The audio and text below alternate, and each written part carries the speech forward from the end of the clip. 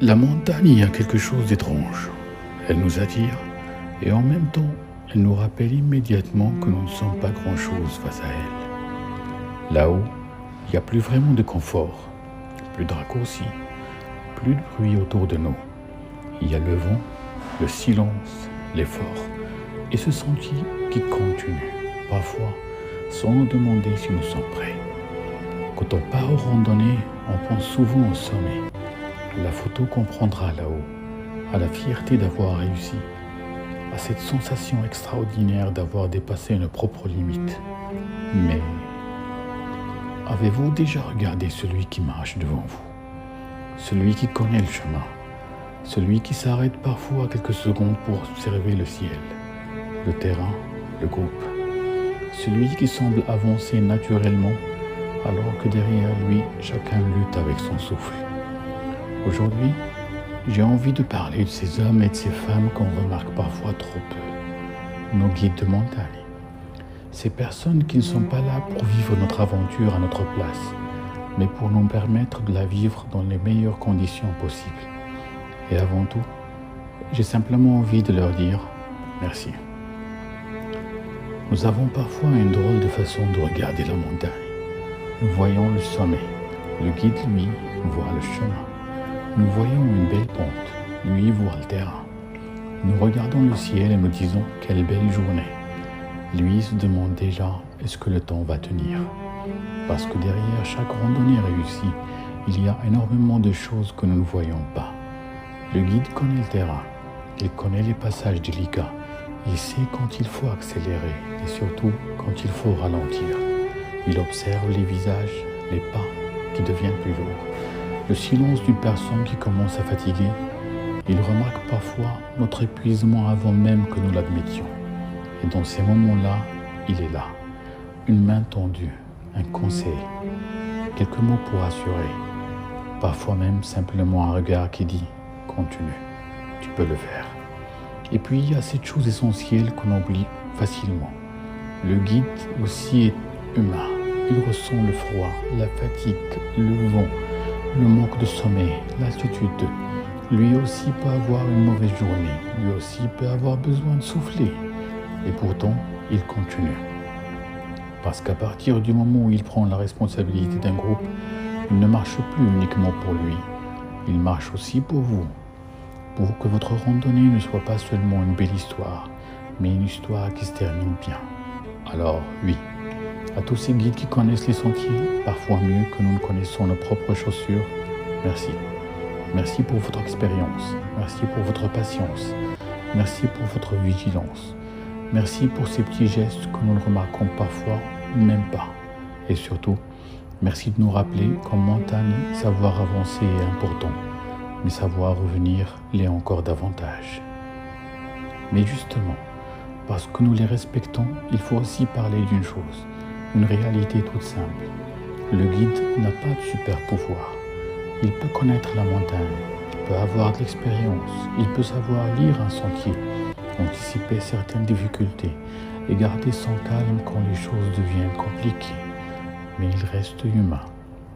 Et parfois, nous l'oublions. Le guide n'est pas votre porteur. Votre sac, c'est votre responsabilité. Vos vêtements, votre matériel, votre goutte, vos affaires personnelles. Et parfois, ces 3 kilos de choses que nous avons emportées au cas où, c'est aussi à vous de les porter. Parce que pendant que vous lui demandez de porter votre sac, lui doit déjà penser au chemin, au groupe, à votre sécurité et à son propre équipement. Et surtout, le guide n'est pas à vos jambes. Quand la fatigue arrive, il peut vous encourager, il peut vous conseiller, il peut vous accompagner, mais il ne peut pas marcher à votre place. La randonnée reste un effort personnel et c'est justement ce qui lui donne sa valeur. Le sommet n'a pas la même saveur lorsqu'on y arrive porté par quelqu'un d'autre. Et puis, il y a une autre chose. Le guide n'est pas un domestique. Ce n'est pas quelqu'un que l'on appelle pour satisfaire toutes nos exigences. Je veux ceci, je veux cela. Pourquoi on ne s'arrête pas ici? Pourquoi vous ne portez pas mon sac? Pourquoi vous ne restez pas avec moi? Parfois, dans la fatigue, on oublie simplement une chose. La personne devant nous travaille. C'est son métier, son savoir-faire, son gagne-pain. Et comme n'importe quel professionnel, elle mérite du respect. Pas parce qu'elle serait supérieure à nous, mais simplement parce qu'elle est humaine. Alors oui, vous avez payé une prestation. Vous êtes en droit d'attendre du professionnalisme, de la sécurité, de l'organisation, de l'attention. Mais payer un service ne signifie jamais acheter une personne. Et ça, c'est une différence essentielle. Ce message n'est pas une accusation, parce que nous avons tous déjà été ce randonneur. Celui qui râle parce qu'il est fatigué, celui qui pense que les autres avancent trop vite, celui qui oublie de dire merci. Moi le premier, parce que la fatigue change parfois notre façon de voir les choses. Mais c'est peut-être justement ça que la montagne essaie de nous apprendre. L'humilité. Elle nous rappelle que nous avons des limites, que nous ne pouvons pas tout contrôler, que nous avons parfois besoin des autres. Alors, faisons de nos randonnées quelque chose de plus beau qu'une simple montée vers un sommet. Portons notre propre sac, écoutons les conseils de ceux qui connaissent le terrain, respectons leur rythme autant qu'ils respectent le nôtre. Et surtout, faisons de cette relation entre randonneur et guide un véritable partenariat. Pas un rapport entre celui qui commande et celui qui exécute, mais entre deux personnes qui avancent ensemble vers le même objectif. La prochaine fois que vous serez en montagne, ne regardez pas uniquement le sommet, regardez aussi celui qui vous y accompagne. Regardez ses pas, son attention, ses gestes, sa manière de regarder le chemin.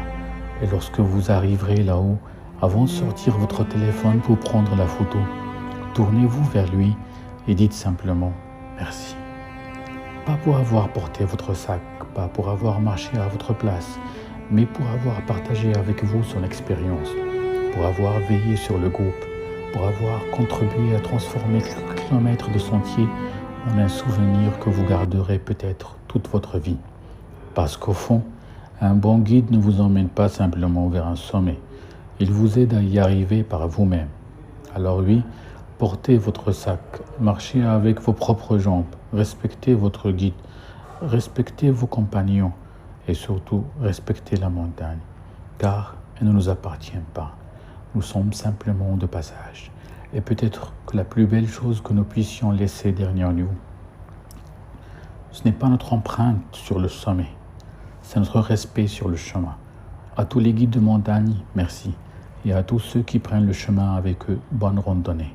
Marchez loin, marchez humblement et surtout, marchez ensemble. Une dernière question. Quel guide vous a marqué au cours d'une randonnée? Racontez-nous votre plus beau souvenir.